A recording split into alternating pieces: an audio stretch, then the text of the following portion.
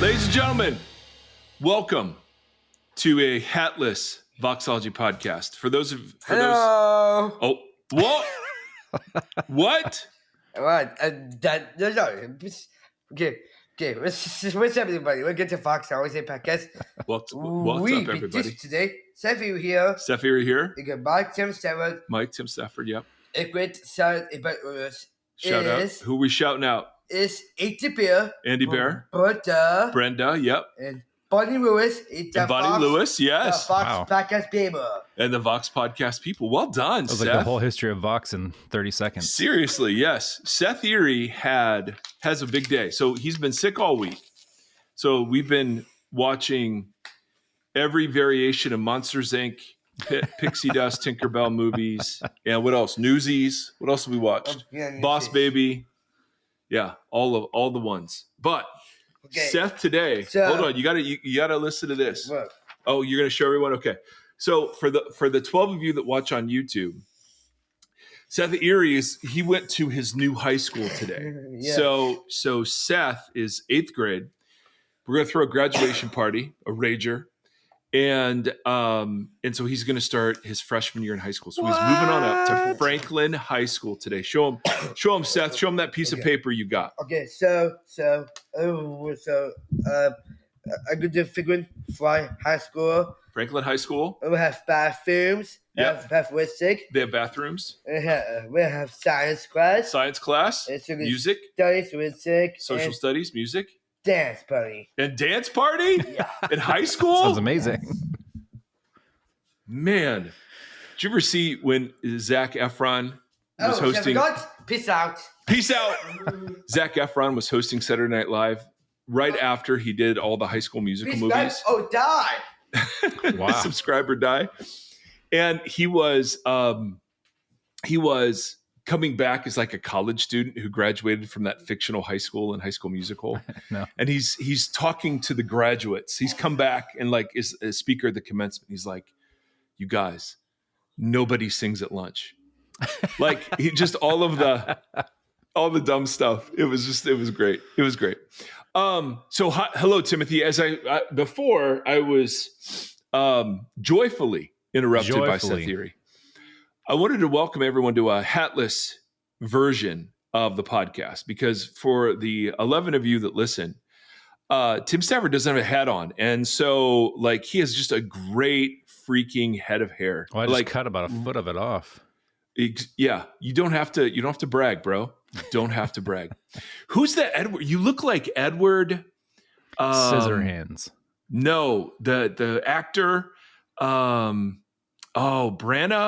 Eric B-A-R. Nope. You look Kenneth like Branagh. Yes. Is that who it is? Not the Shakespeare guy. I don't know. But you look like him. Whoever you know. Welcome to the show, everybody. We're delighted you're with us. For some reason, you all are in a particularly encouraging mood, and so thank you for all the kind emails. Yeah.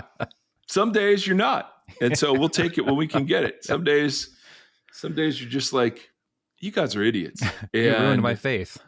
Yeah, we've received it all.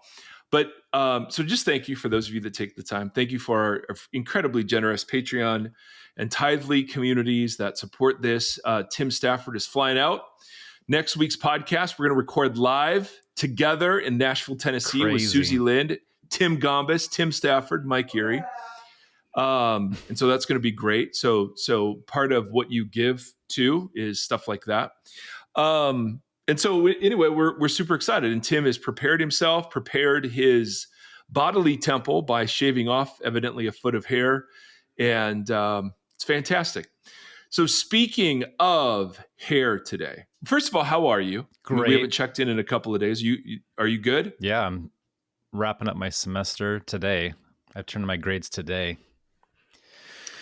Let me ask you this question. All right, this is a totally lame dad pastor question, but give me 2 things that are going great in your life and 1 thing that you're concerned about. And I realize that ratio per your personality type could easily be reversed. That's why easily. That's why I'm choosing 2 on the positive side. Yep. Start with the negative. That one's easier. The negative. Well, right before this, I was watching middle-aged female professors being manhandled by the police at Excellent. some of those protests in the college. They were just walking to class. Awesome. Long thread there. Yep. But I am happy to be ending. This was a tough semester, so I'm glad to be wrapping that up. Yeah. So that's a positive. That's one. Yep. And last night I went and watched. What is that? Do you see that? I don't know. Yeah. Sometimes it'll automatic bubble. That's so weird. The other day it did balloons. Yeah. And I don't know why or how. Yeah. Or I don't know either. I got to watch Mazzy perform in a musical last night. That was fun. Hey, what'd she play? She was playing Merida. It was like a bunch of fairy tale things kind of all tied together. And so we watched Brave before we went to the play so she could pump herself up. I'll be shooting from my own hand. So it was a pretty good movie. Yeah. Okay. How about you? Yelling from What do the you other got? room. Give me 2 negatives and 1 positive. 2 negatives. Oh, I love that. That's much harder. Positive, Big Nate, my 20-year-old son is home for 2 weeks. We played pickleball this morning and did quite well. Negative has been Seth Erre with fevers for 5 or 6 days straight. Just a virus. And so what you get is you get hyper Seth. Yeah, exactly. Yep. But then he'll bottom out with some sort of fever, and no one's home right now. So it's just Seth and Dad. So I'm defenseless against this. Yeah. That's weird. Yeah. Exactly. And so that was a downer for sure. Yeah. Things, I mean, I am, boy, what's another thing I'm really down about? I don't know. I'm down about anything that has you down. Oh, thank you.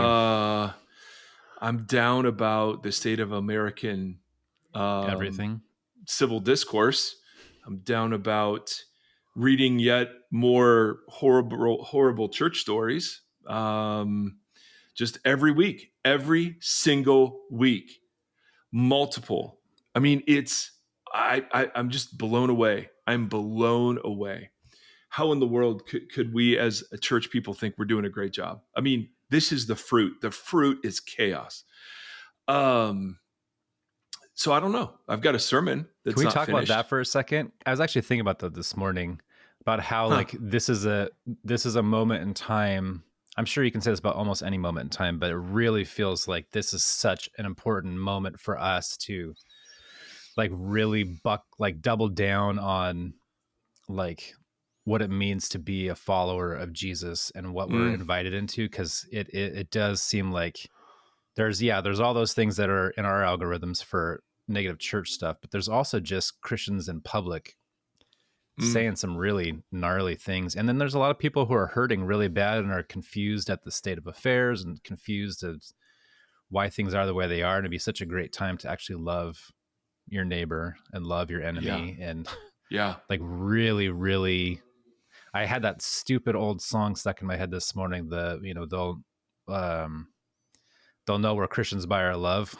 But I was like, that's not what we're known for or by. And what a time period it would be to really just serve.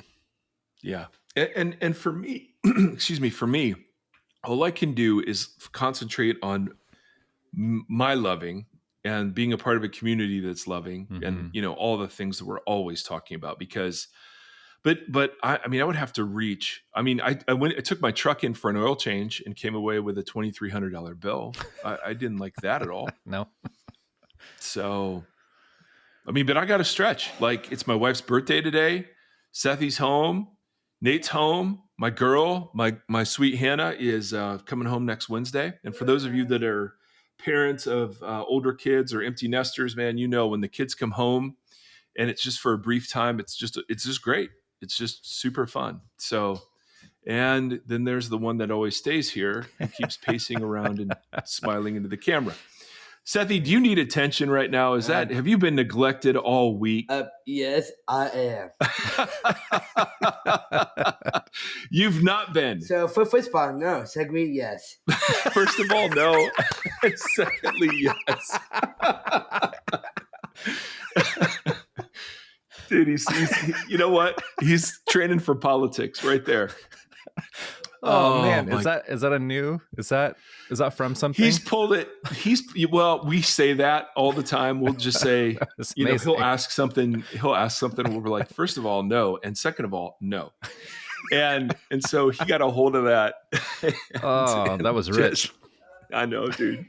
So yeah. So I'm like you, man. I grieve this, and I grieve, that I'm complicit in it. I can't listen to all of this. Like we're doing a series of conversations in the church I'm a part of on bad religion. And so like great band.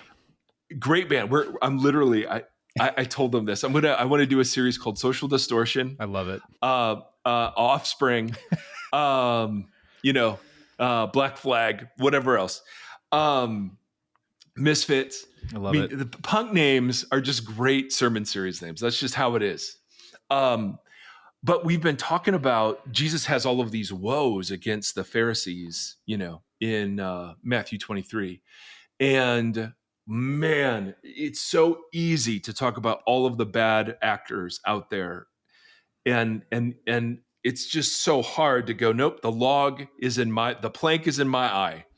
How have I been complicit in bad religion? And so it's been this great dance, because we're trying to, and what Jesus does, of course, is, he literally identifies they're yoking people to destruction by following some of the Pharisees' teaching.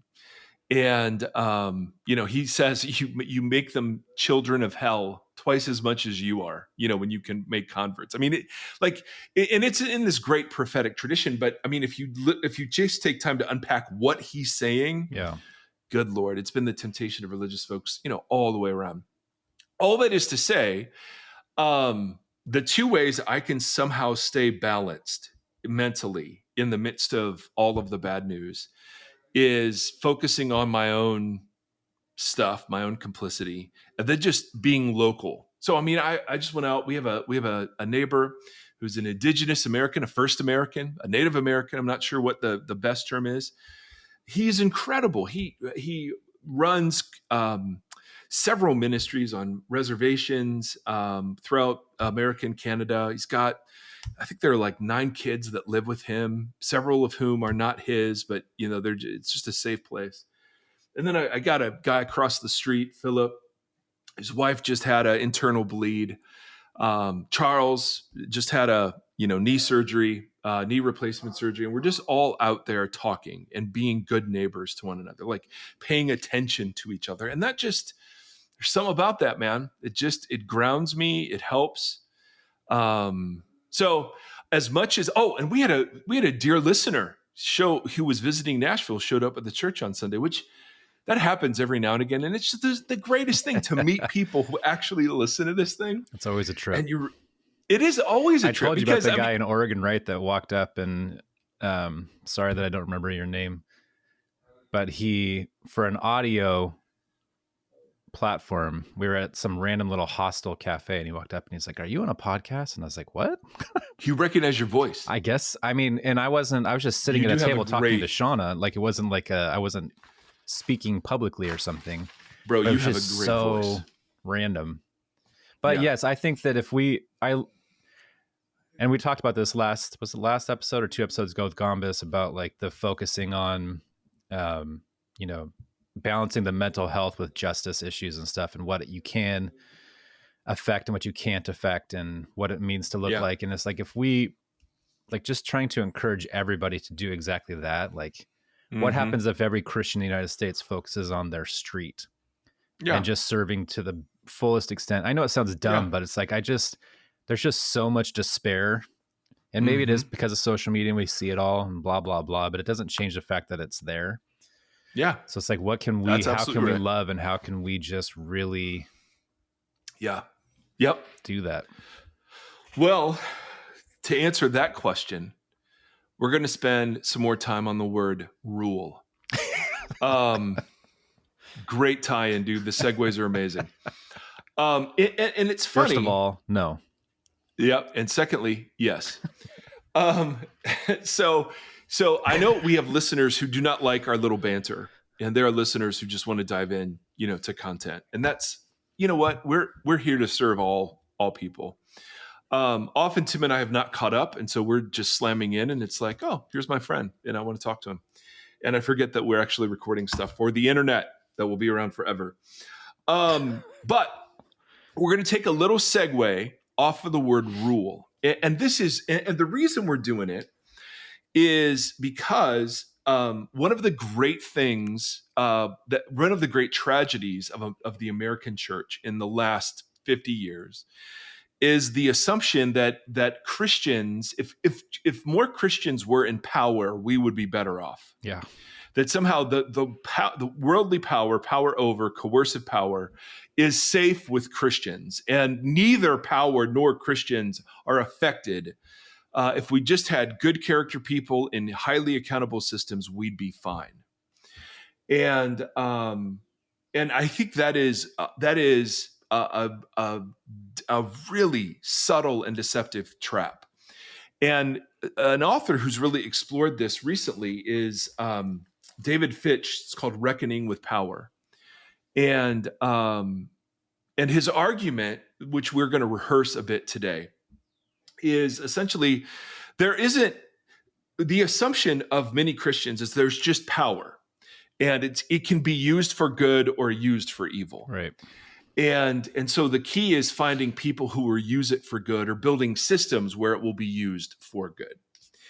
And so one of the things that Fitch really goes after is no, Christians are not to use worldly power except in the rarest of circumstances. And those circumstances are outlined in Romans 13 about the government having the use of the sword, quote unquote, to preserve life.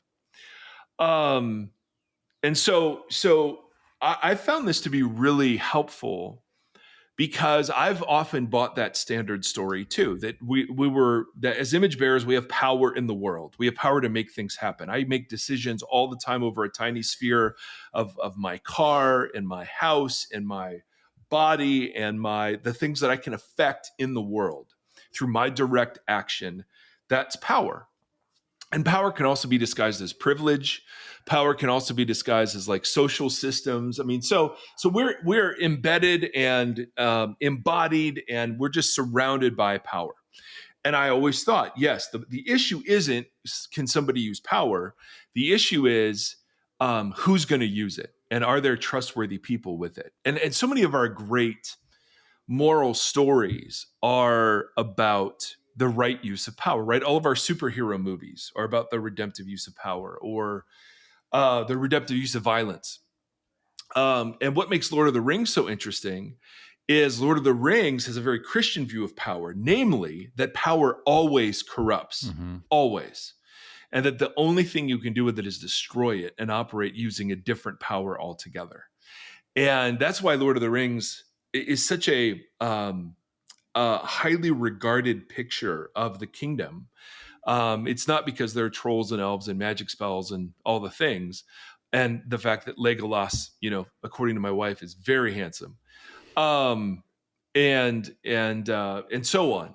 But it's an accounting of power that says even the greatest among them who already have power, like Gandalf, or who's the white Galadriel, the white. or Yeah. Kate, whatever. Blanchett.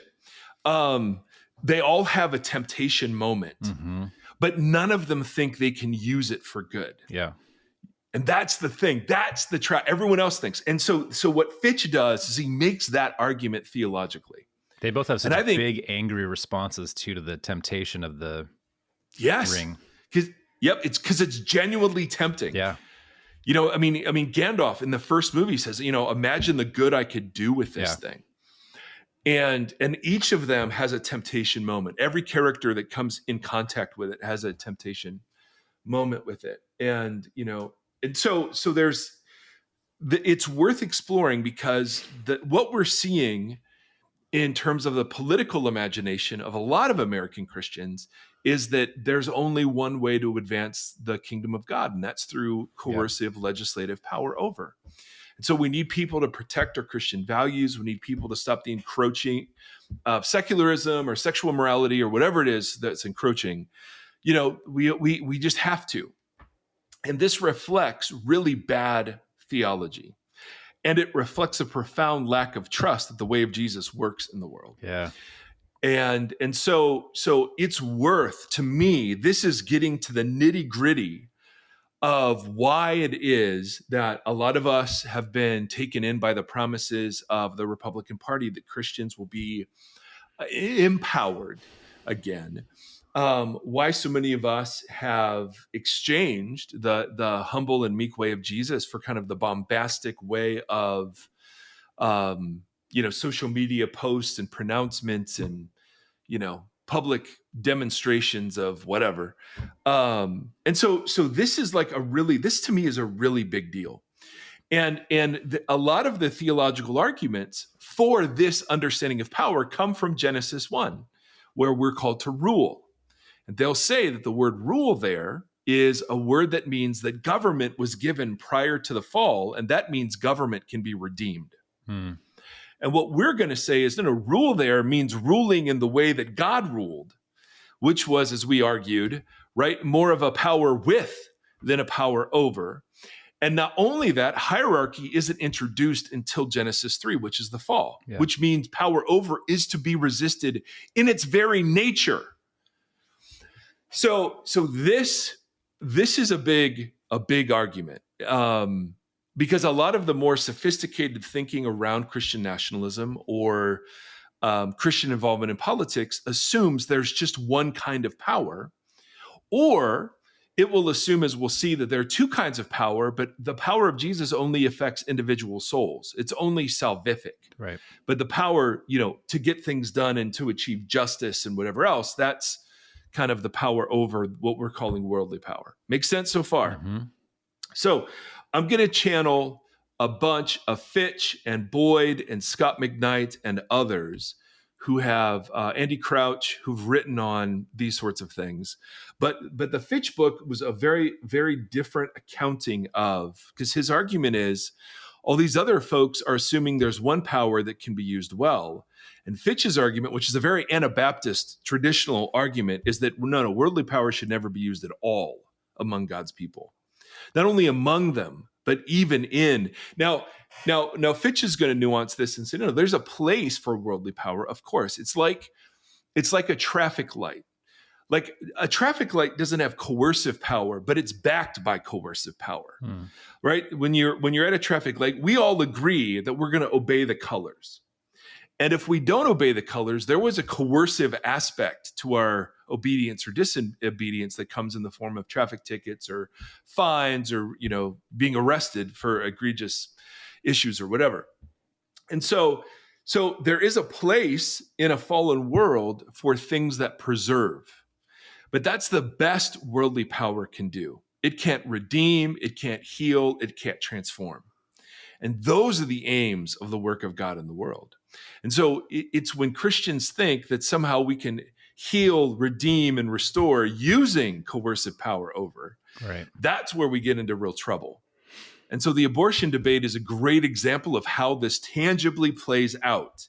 The difference between saying, no, the goal of God in the world is to outlaw abortion, or is the goal of God in the world to create an alternative so that abortion no longer is attractive to begin with. Right.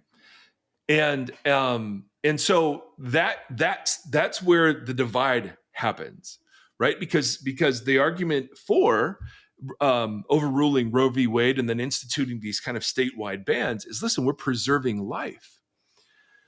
And the argument that we had, and we would make along with many others, is hallelujah, I'm all for preserving life wherever possible. I mean, I am pro-life to the max.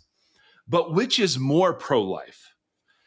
Having states that enforce abortion bans, or being so committed to women, to young women, to single mothers, to socially vulnerable and economically vulnerable people, and providing such great safety nets of care and support that abortion just on its own is chosen less and less. Yeah.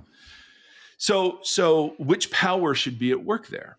So this is kind of what we're setting up. And just as a reminder, and so I know I'm overselling this, but we're going to take like 2 or 3 episodes on it.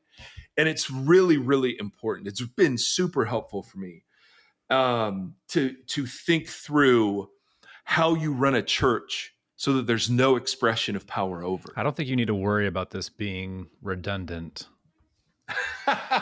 Just because, I mean, we all have only lived in, right, for the most part, the power over model. So don't feel Yes. like.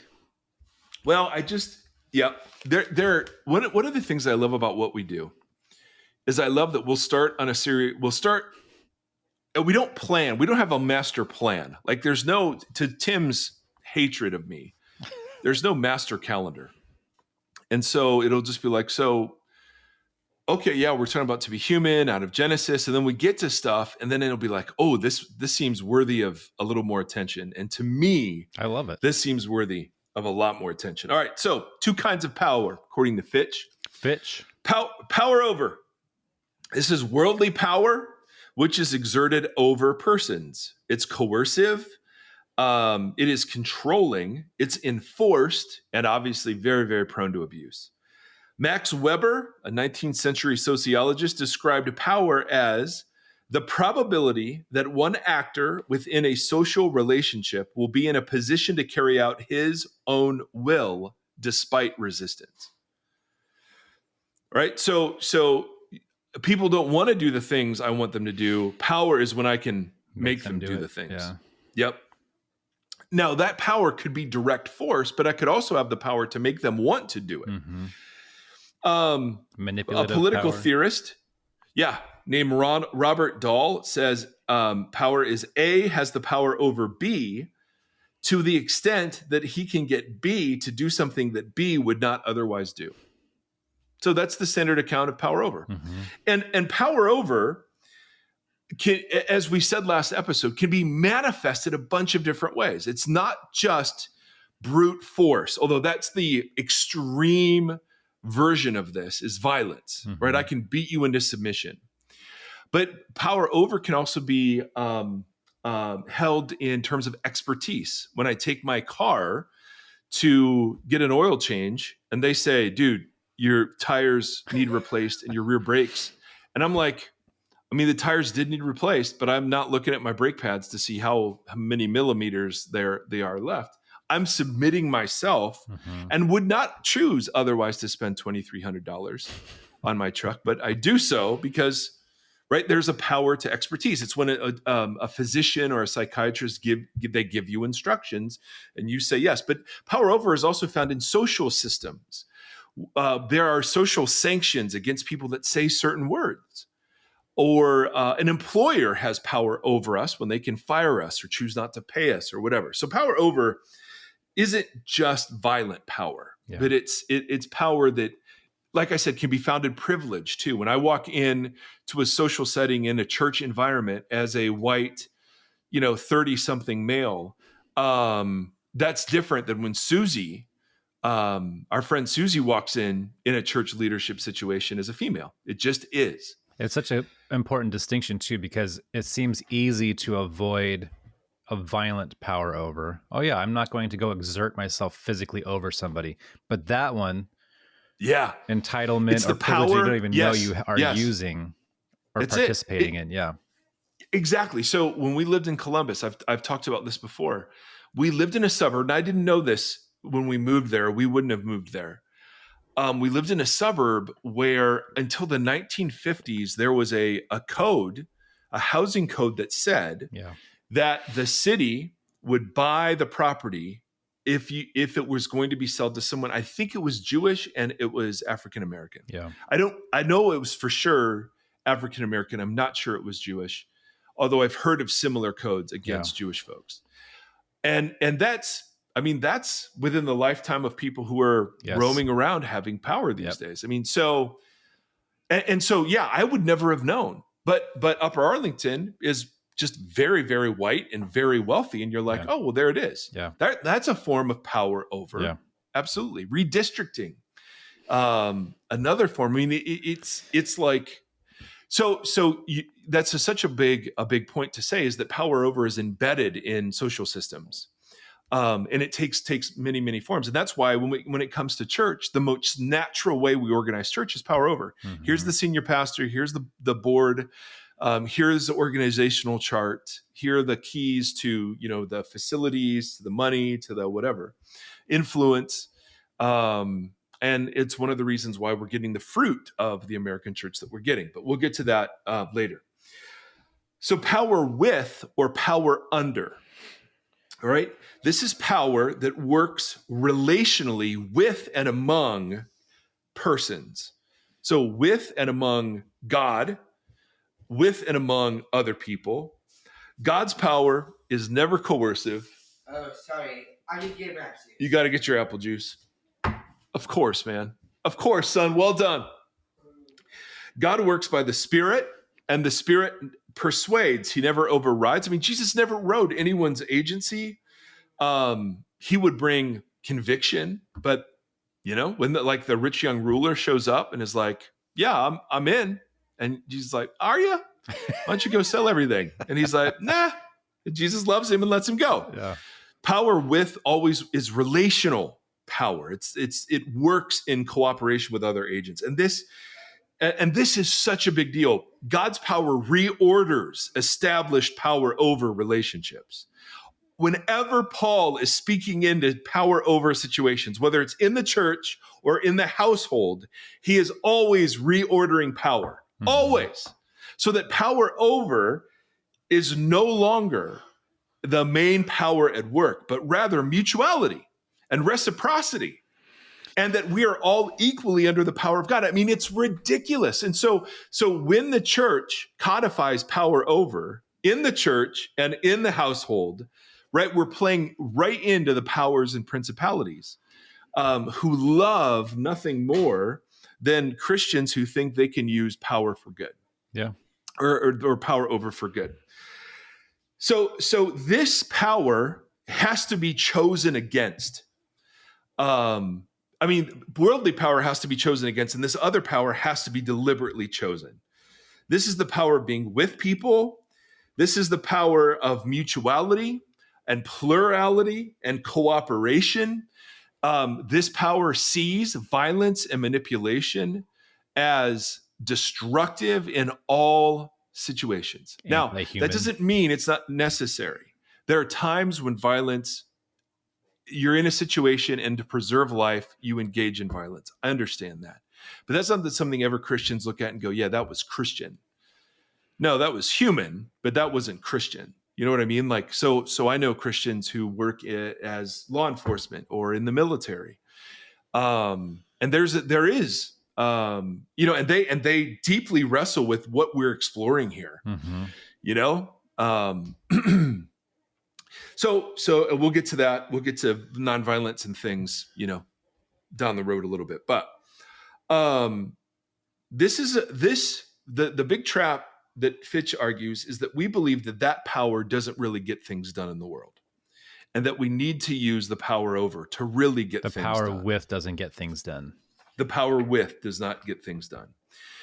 And the counterexamples, that he points to are like Martin Luther King Jr., who saw love as a legitimate power in the world, and that conflicts were never meant to humiliate opponents, but to enter into friendships.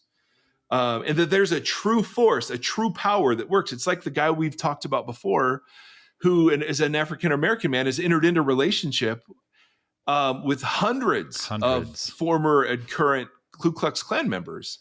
There's a power there that's unleashed. There's a power there when people forgive and confess sin. There's something that is real that happens in the world that isn't just about human souls and saving our insides. There's a real power at work in the world that's just so different. And so the power of nonviolence, right, in the movements of Gandhi, Martin Luther King, and other places. It's like the most anti-Quentin Tarantino movie is that guy befriending a couple hundred KKK members. And Mm-hmm. Right. And this is the power that Jesus exerted, as we'll see. mm-hmm. So the problem, though, is that power with can also be, in the hands of some, an expression of power over. You know, I used to be in meetings, and we thought we would be having a meeting actually deciding something, but you'd realize the decision had already been made. And the input we were all giving was just to get our buy-in in the decision that had already been made. So it promised power with, but it wasn't. It was still power over. You know, we had this conversation when we were working in the prison about the difference between being a voice for the voiceless and helping to give a voice to the voiceless so that they could have their voice. And you would find often that what you thought you were doing really intentional work by being a voice for the voiceless, but you still had power over. Yeah. And your intentions may be really good, but yes. And Fitch does a great job with that, because there's one book in particular that calls for the use of leverage or privilege to help so for those in privileged spaces to make room, to use their privilege to make room for those that don't have the same privilege. And Fitch gets into how easily that can become a power over situation too. Because the privileged one is still determining who they give the power to. Right. You know what I mean? He just drills down into these insidious traps of, my job isn't to advocate for the powerless, but to empower the powerless. And that's a different thing. You know what I mean? And I'm not saying advocating is bad or wrong. No, not at all. Not at all. Yes, sir. I just confused. I went poop. You went poop. Okay. Well, let's just keep this rolling. And time out.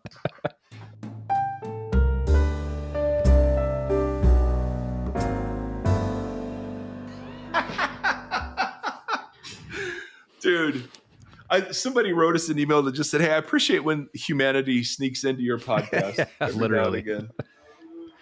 And there it was. It was.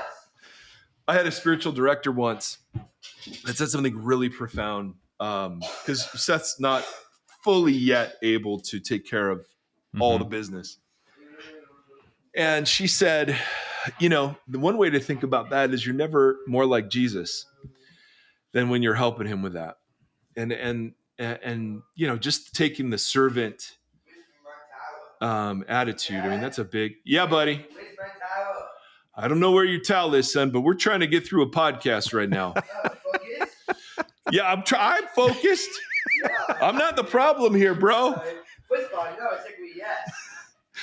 Keep all of this. Keep all of this in. This is incredible.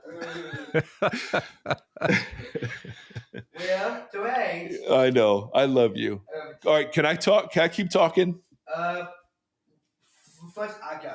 Okay. All right. What do you got to say here, bro?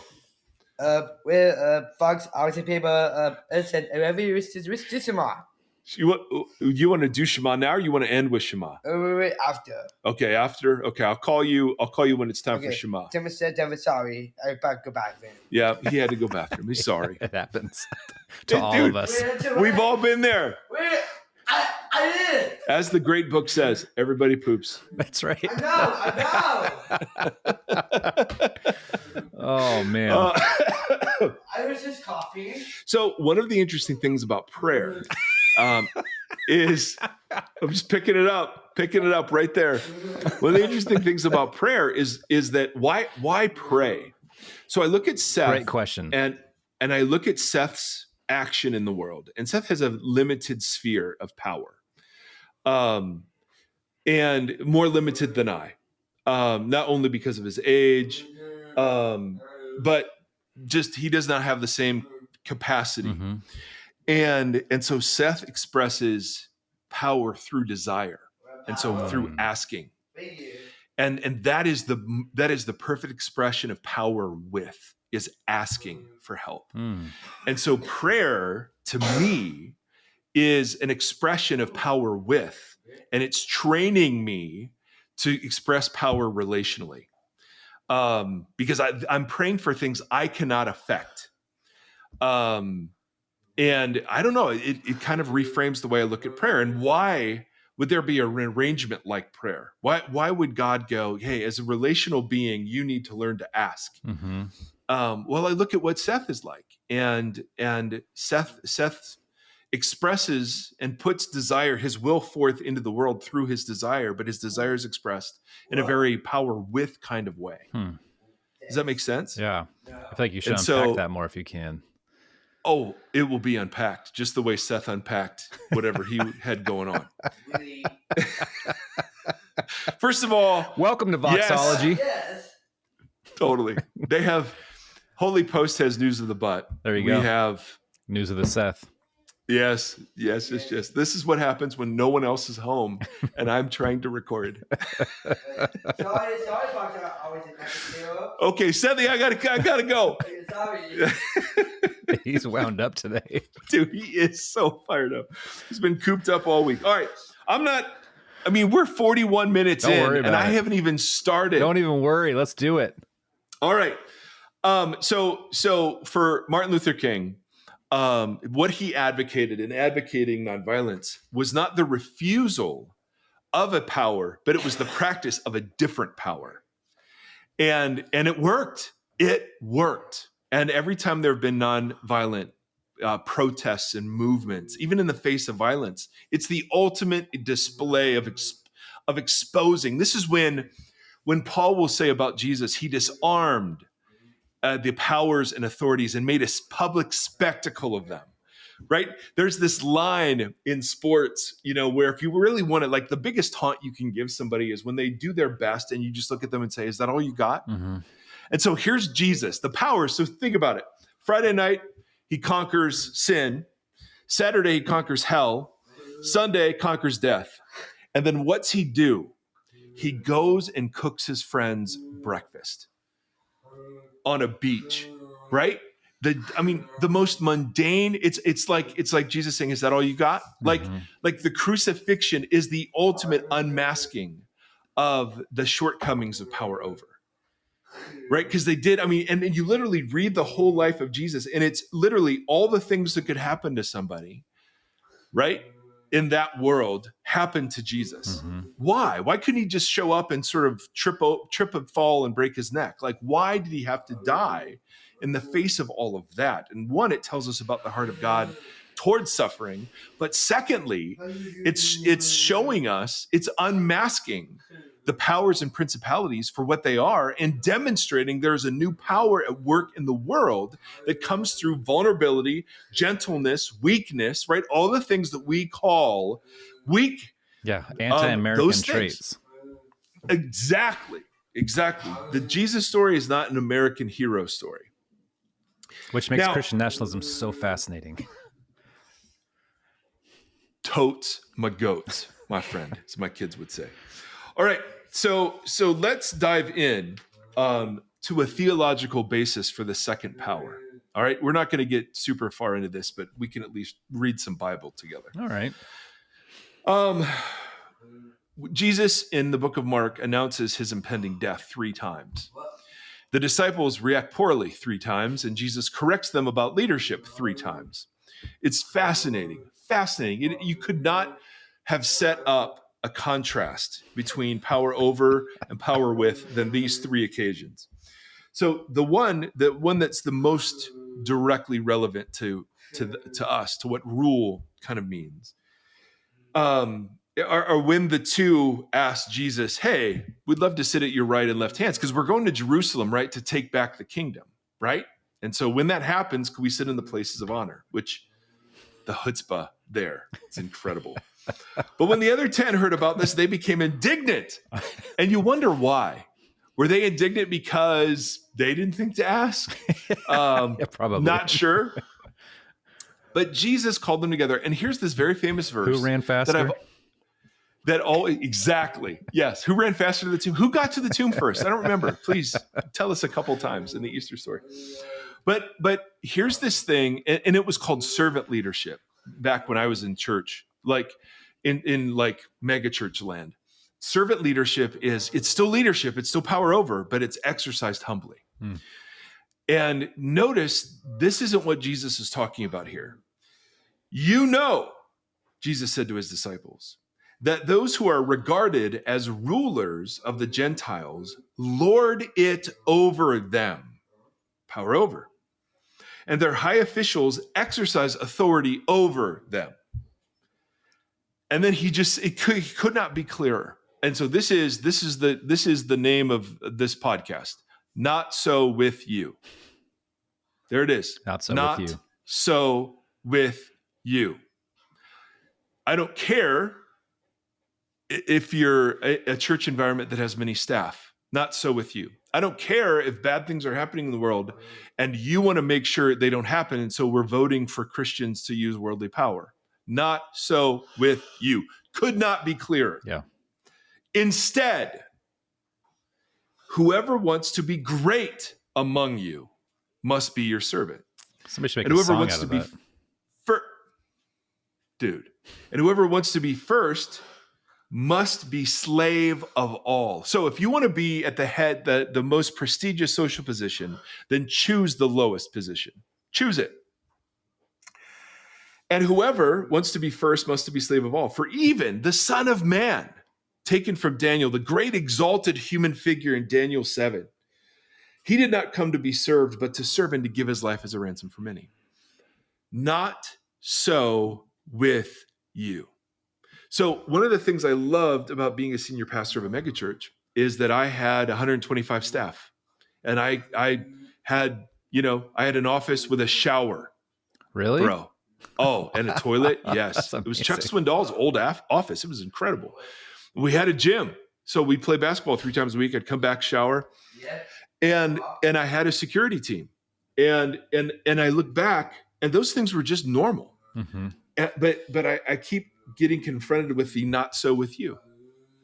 The like saved parking space, the not so with you.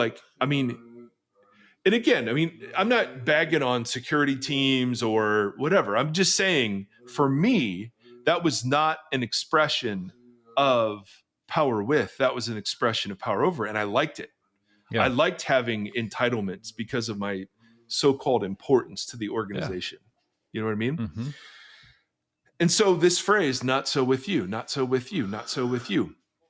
Man, you couldn't be clearer about the community and its relation to power. If it looks like Gentile power, it doesn't belong with Christians. End of story.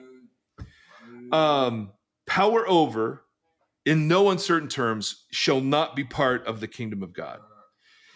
According to Jesus, power over is not just a problem, but it's like one of the big heresies. And it actually inhibits God's work in the world. We think we're using power over to help God in the world. Totally. And it actually is doing the reverse. Surprise. It inhibits God's. Yeah, shocker. Shocker.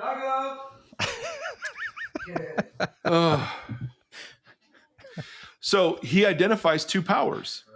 One power comes over others and one power comes under them or with them, right? Because he says, if you want to exercise power, then be the least. Yeah. Be under people as a slave, right? So he couldn't be clear that there are 2 different powers in the world. Luke's account of this conversation happens at a different time in Jesus's ministry, and they're slightly different words. He says a dispute arose among them as to which of them was considered to be the greatest. It's like Outreach Magazine naming the 50 greatest, fastest growing churches in America. Like, you could not blaspheme Jesus more than that. Right. Jesus said to them, the kings of the Gentiles lord it over them, and those who exercise authority over them call themselves benefactors. Now, in the ancient world, a benefactor was somebody who gave you a gift, but they would expect a favor down the road in return. Right? So this was the patron-client relationship we've explored a bunch on the podcast. But even in benefactor situations, not so with you, right? Even being, so often the church will present itself as a benefactor. You know what I mean? Like, hey, we want to sponsor this thing, but it's always for the sake of something else, right? So we get our name out there, or, we get to pray at the mayor's breakfast or whatever it is. Um, but here's what Jesus says, but you are not to be like that. Instead, and he says it again, the greatest among you should be like the youngest, and the one who rules is like the one who serves.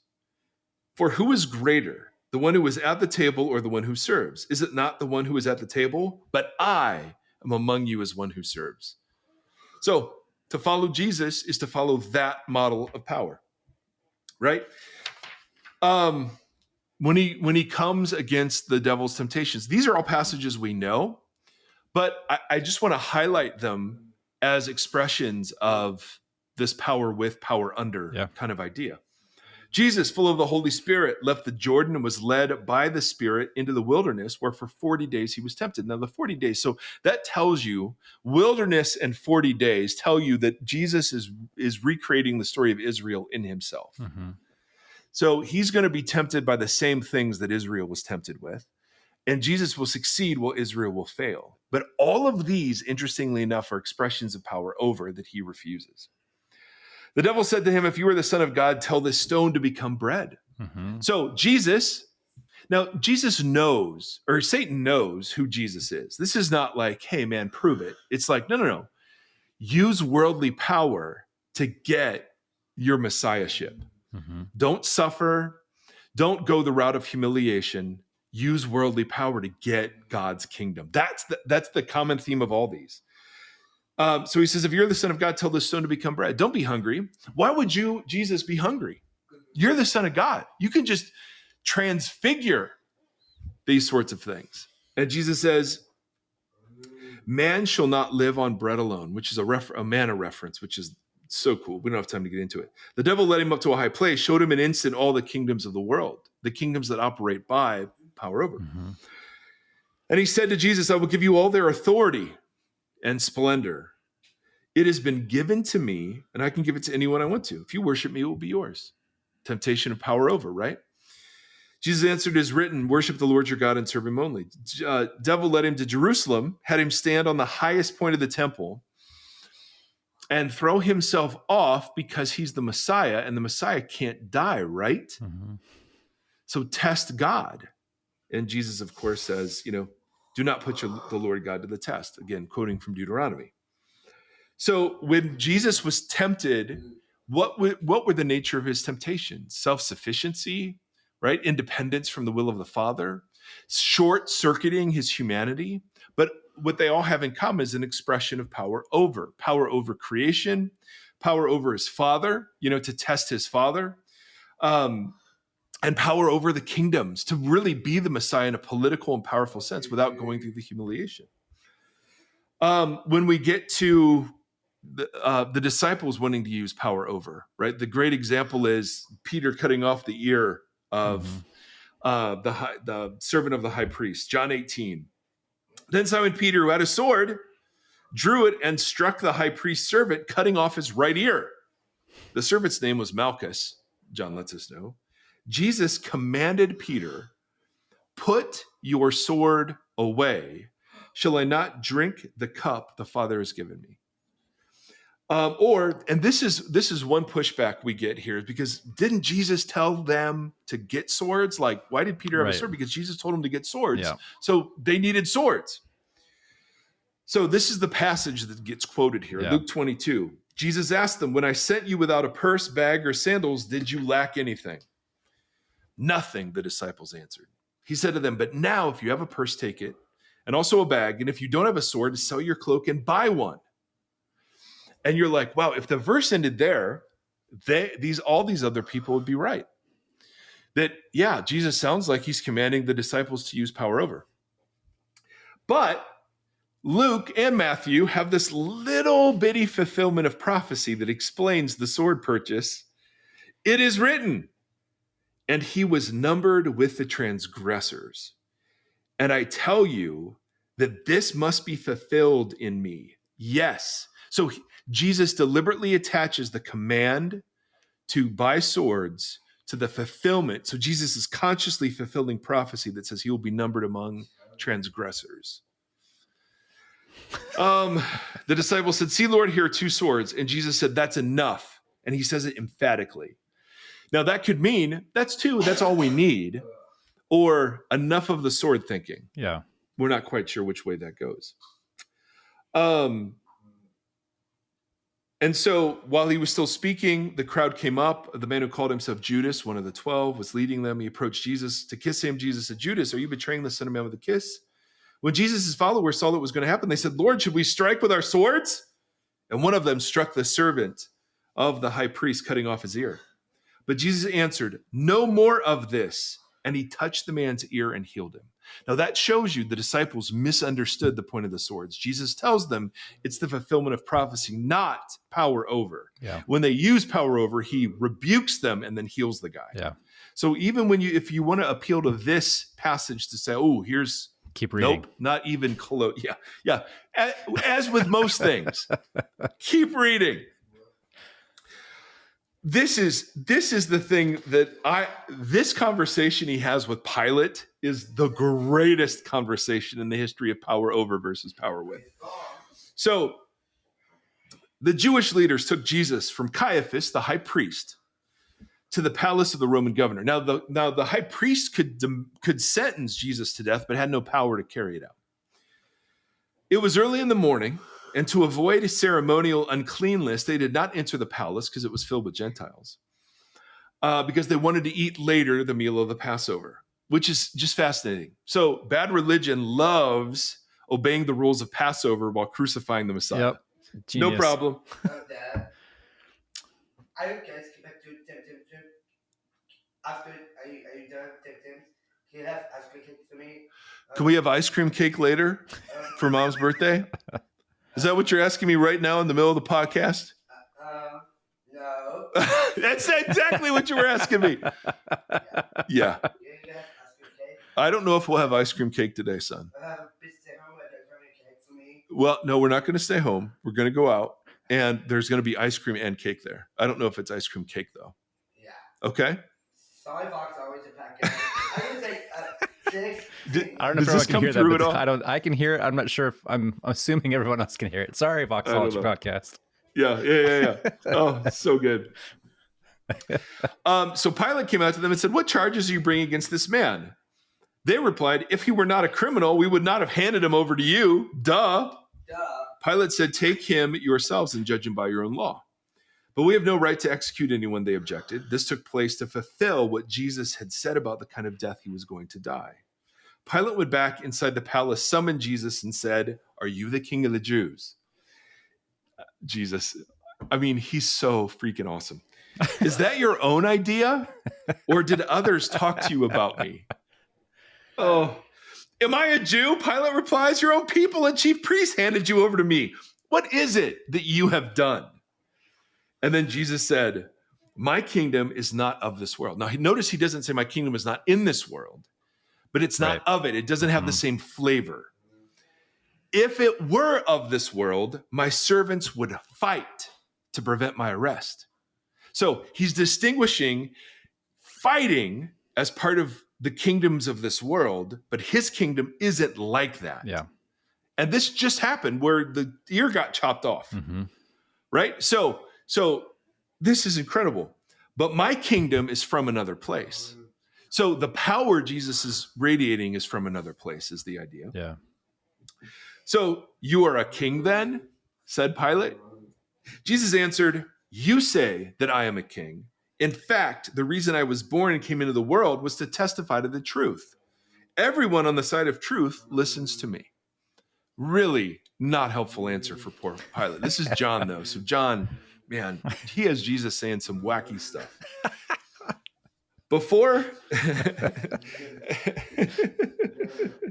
So here, Jesus is distinguishing between, if my kingdom were of this world, the ofness of the world is power over. Yeah. The ofness of another place means it's power under. Yeah. And Jesus has this great line when I'm moving the story backwards a little bit. When Pilate heard this, he was even more afraid and went back inside of the palace. "Where do you come from?" he asked Jesus, but Jesus gave him no answer. Do you refuse to speak to me?" Pilate said. "Don't you realize I have power either to free you or crucify you. And then Jesus says, just the ultimate badass, you would have no power over me if it were not given to you from above. Yeah. In other words, even power over is at the sufferance, right, of God. I mean, like, it just, don't you realize I have the power to set you free or crucify you? And Jesus is like, yeah, you don't really. Even what little power you have is, and he will even say later, like, no one takes my life. I could call down 72,000 angels. The ultimate power over. Exactly. But that's not what my kingdom's about. The disciples have a hard time, not surprisingly, Yeah, as we do. understanding that this is the power of the kingdom, right? So they argue who's the greatest. They come back from when Jesus sends the 72 out, and he gives them power to cast out demons, to heal. And it's a form of power over, right? I mean, you're not inviting the demons to leave, you're commanding them, and you're doing something to sickness so that it goes away. They come back and they return with joy and said, even the demons submit to us in your name, and they're exultant in the power over. But notice how Jesus corrects them. He says, so he first celebrates. He says, I saw Satan fall like lightning from heaven. Like we're pillaging his kingdom. I have given you authority to trample on snakes and scorpions and to overcome all the power of the enemy. Nothing will harm you. Right? Which is such an interesting statement because they all die these brutal deaths. However, do not rejoice that the spirits submit to you, but rejoice rather that your names are written in heaven. In other words, the rejoicing shouldn't be in the power you've displayed over things, but rather that you have now, that those displays have confirmed that you're actually part of my kingdom, that you're under the Father's authority, in other words. Does that make sense? Yeah. So the idea that the disciples are always having to be reminded that power with can only be exercised when you realize that everyone is having power under the one true God. Does that make sense? So you have to understand that we exist under the power of God in order to really share power with people. And so, here's another example. Luke 9. At that time, as the time approached for Jesus to be taken up to heaven, Jesus resolutely set out for Jerusalem. He sent messengers on ahead who went into a Samaritan village to get things ready for him, but the people there did not welcome him because he was heading for Jerusalem. When the disciples, James and John, saw this, they said, Lord, do you want us to call down fire from heaven to destroy this village? That's something Elijah did. So they're like assuming the prerogatives of the great prophet. But Jesus turned and rebuked them.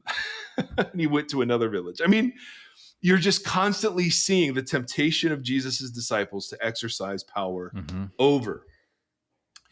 And this also, I mean, here's kind of an interesting dynamic. A man, this is in Mark 9, a man in the crowd answered, Teacher, I brought you my son who is possessed by a spirit that has robbed him of speech. Whenever it seizes him, it throws him to the ground. He foams at the mouth, gnashes his teeth, becomes rigid. I asked your disciples to drive out the spirit, but they could not. After Jesus, and so Jesus, of course, does, after Jesus had gone indoors, the disciples asked him privately, why couldn't we drive it out? And Jesus says, this kind can only come out by prayer. So that implies the disciples weren't praying. They were doing something else to try to drive out the demons because they'd had power previously to drive out demons. And so Jesus says, no.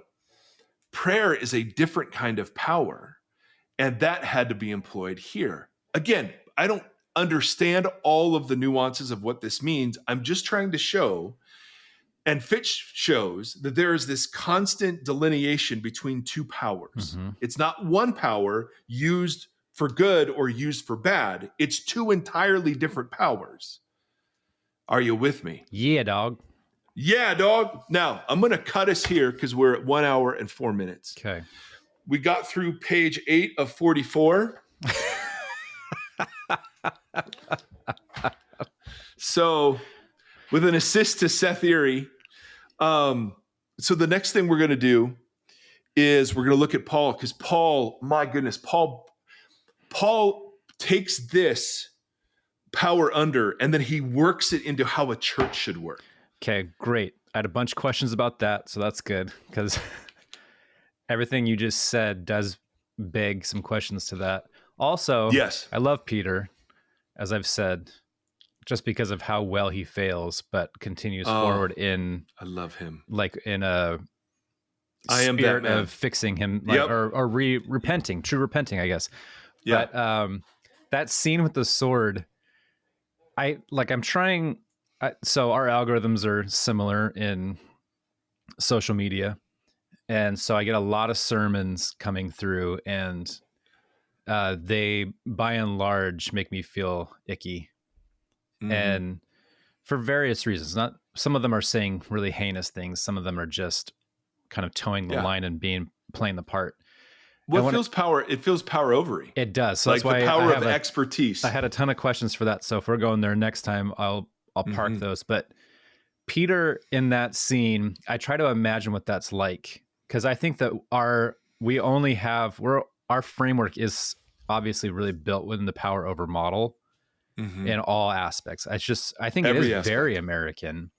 Like we subverted power over us by exerting power over another nation to establish ourselves, and then we exerted power over the people that were here, and so on and so forth. And so it is very American. And then to have Christianity as the religion of the state, you see how that works out. But when I think about Peter in that situation, who would not have reacted exactly the same way? Like, I think that probably took a lot of courage on I bet you he was scared. Like, he pulled a sword out and used it in a, so it's like, I can only imagine, like, the goodness of intention for that guy. And just riling himself up to be brave enough. His adrenaline is probably pumping. He's probably scared out of his mind, attack somebody because who he believes to be the Messiah is about to be killed. And so what would you do? Your only understanding is to stand up and defend, and then hope for pride in that.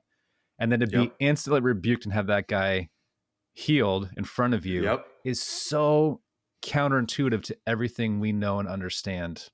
Like, full stop. Like, it's just full stop. So now when I think about that, I'm trying so hard, because the reason I wrote those sermons is they, like,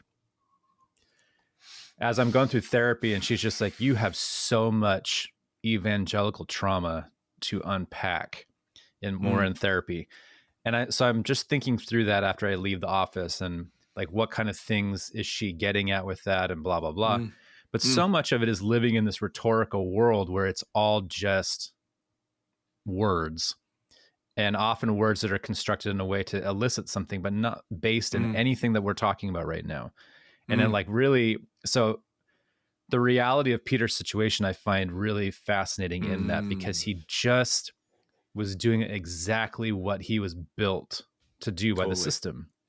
Yep. And then to have Jesus consistently reverse that all the way through. And then another question I had too was, like, is Pilate a power over via deference? Right. You know what I mean? Like, So we'll get to that. Okay. So Romans 13. So where we're going is we're going to look at Paul, and that's going to take at least half an hour. He does so much with power under and power with that, like, we just have to sit in it. Then we're going to ask the question, can Christians ever use power over? And there are a whole bunch of answers. So some people are going to say yes, because there's only one kind of power at work in the world. And so we have to find people who have high character, and then we have to create highly accountable systems. And we're going to say, and so we're going to disagree with that. Other folks will say yes. And this is Luther. This is a really influential view, that worldly power governs the realm of politics and economics in the world, and godly power exists in human individuals and the saints. So godly power doesn't get anything done in the unjust systems of the world. It's got to be worldly power that does that. So it's a two-kingdom theology. There's the kingdom of God, the kingdom of man. And so there's a different power for each. And so obviously we have to use power over. We're going to disagree with that one. There's another Christian view that says, we got to use power over for justice. And that's where we get into all that privilege stuff. Is power, using power over to accomplish justice, really accomplishing justice? Yeah. Another view is, well, yeah, you've got to use power over because humans are evil. This is a very popular view too. Yeah. So we've got to restrain evil. And this is where Romans 13 gets deployed in this argument. Well, yeah, dude, that God gave the power of the sword to governments to restrain evil. And there is something to that, right? It's the stoplight example. It's the fact that there are things that are banned and outlawed that discourage certain kinds of harmful behaviors. Absolutely. There's a place for that.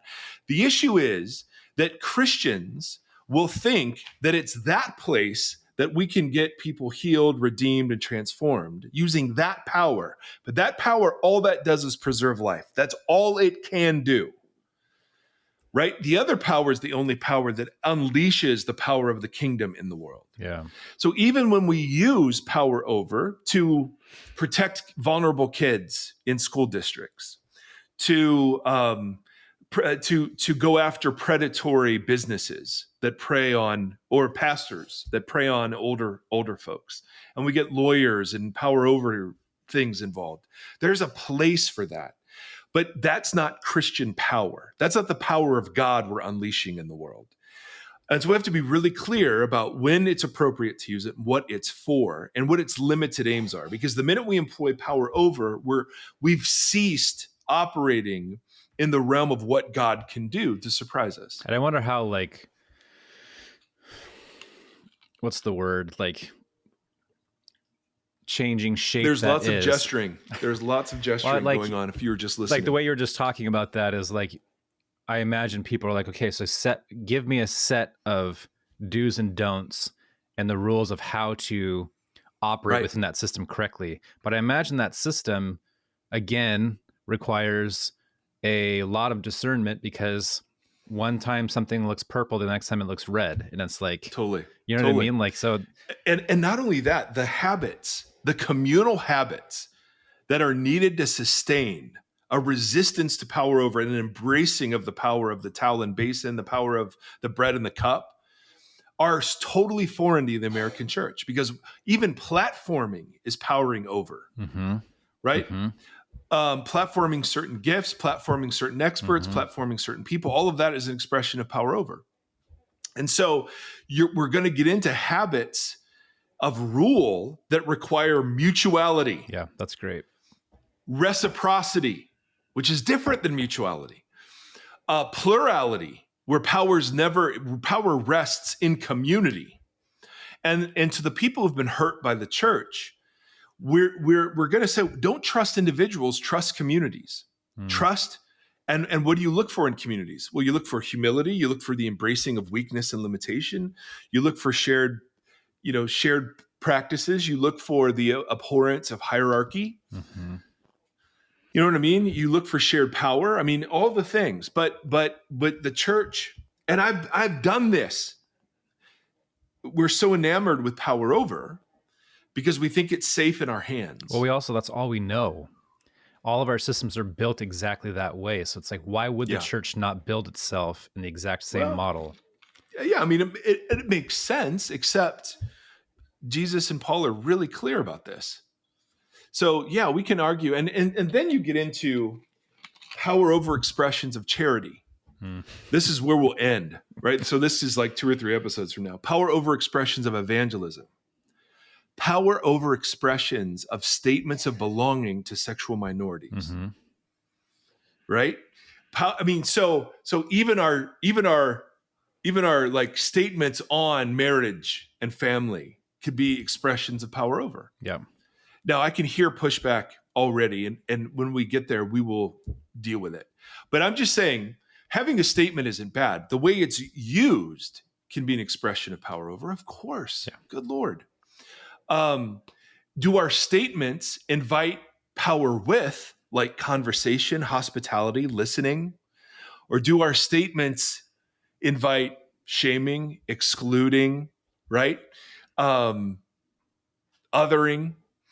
So if not so with you is the predominant principle for the community of faith, as not only it exists with each other, but as it practices in the world. Like when you love your enemy, that's exercising a different kind of power. Absolutely. When you forgive a debt, that's exercising a different kind of power. And I'm bad at this. All of this I'm bad. All of it. I think all we of it's all bad. are. This is like, I feel like, so as we're coming out of a season of, for lack of a better term, deconstruction, and we have so many people in our listener base that have found themselves having torn down everything and then looking like, what is this? What do I do with this? This is what I think reconstruction looks like to me, again, for lack of a better term, but realizing what system I was a part of and taking that step, taking that beat to say, okay, how is Jesus, everything you just went through for the last hour, how does this restructure so that I can look how to exist in this world? And I want to get really practical with that. Yeah, like we're still in theory mode. Yeah. We're still in like Bible mode, but I feel like we have to show it from the scriptures. Yeah. Because one of the counters in the future will be, well, but look at God having power over in the Old Testament, right? I mean, dude, he was using coercive power. Like here's the poor dude like touching the ark. Mm-hmm. Zap. Mm-hmm. He's good. He gone. He gone. You know what I mean? God, ordering the slaughter of people. I mean, bro, come on, that's some power over. So, I mean, and we invariably come back to those sorts of questions, but I just want to build a base from the New Testament that says, and it's in the Old Testament too. But as hard as it was for the disciples to embrace power with, it was harder for Israel. Because remember, God's promise to Israel was, if you obey me, I will be your national defense. So that's why God was against military treaties and taking a census for military purposes. God was against the violence in the Old Testament. That was never his plan. So we'll get there. But yeah, bro, I hope it's as challenging to others as it is to me, because it brings into sharp relief the Christian activism to use the Supreme Court, the Congress, and the presidency to bring about Christian aims or a Christian nation or whatever.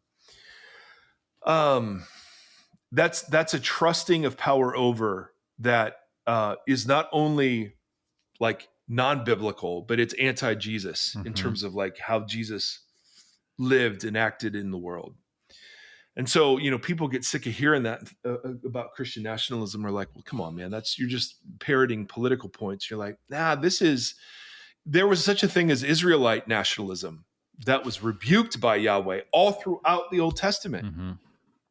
And if you think Yahweh's happy with, the murder of innocent Gazans, hell's no. It's like, the harshest statements get applied to the people who claim God the most. And so anyway, all that is to say, there's a lot more to talk about. Yeah. So here's what Seth and I are going to do. We're going to debrief that fiasco. And we're going to talk about boundaries. Hey, when you gotta go, you gotta go. No, not that part. Okay. That part, that's all legit. Oh, no. When you gotta go, you gotta go. Too legit to Oh, that's funny. That's funny. So Seth and I are going to debrief that. Like the ice cream cake question could have waited. That could have been held another half an hour.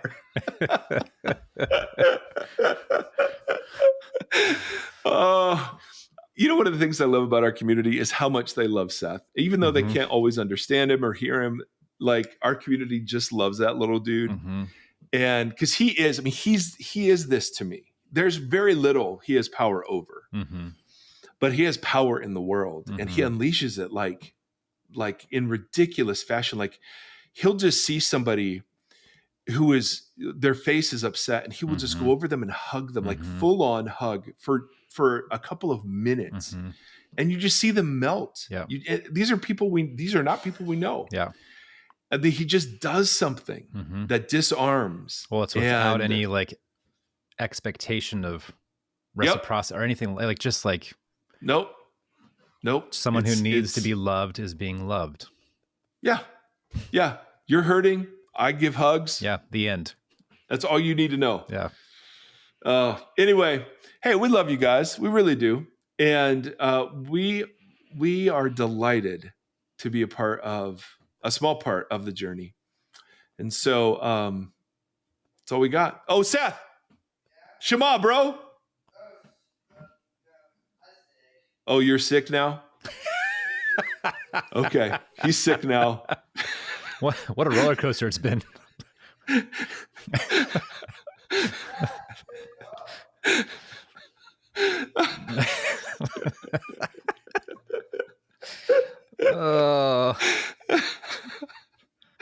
Just keep it all. He's just magnificent. It's just so Yeah, I'm sick now.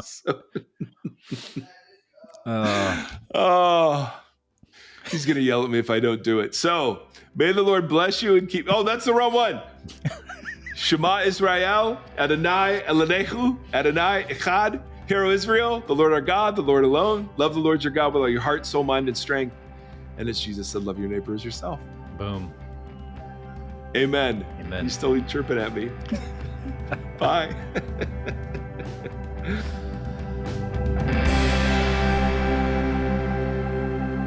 Thank you for listening to this conversation.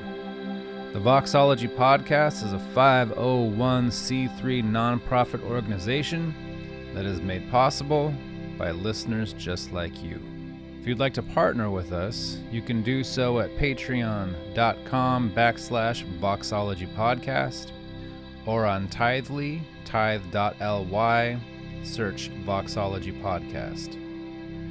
You can interact with the hosts on Facebook /Voxology Podcast or on Instagram at Voxology Podcast and on Twitter or X, whatever it is, at Mike Erre. Thank you for walking this long road with us.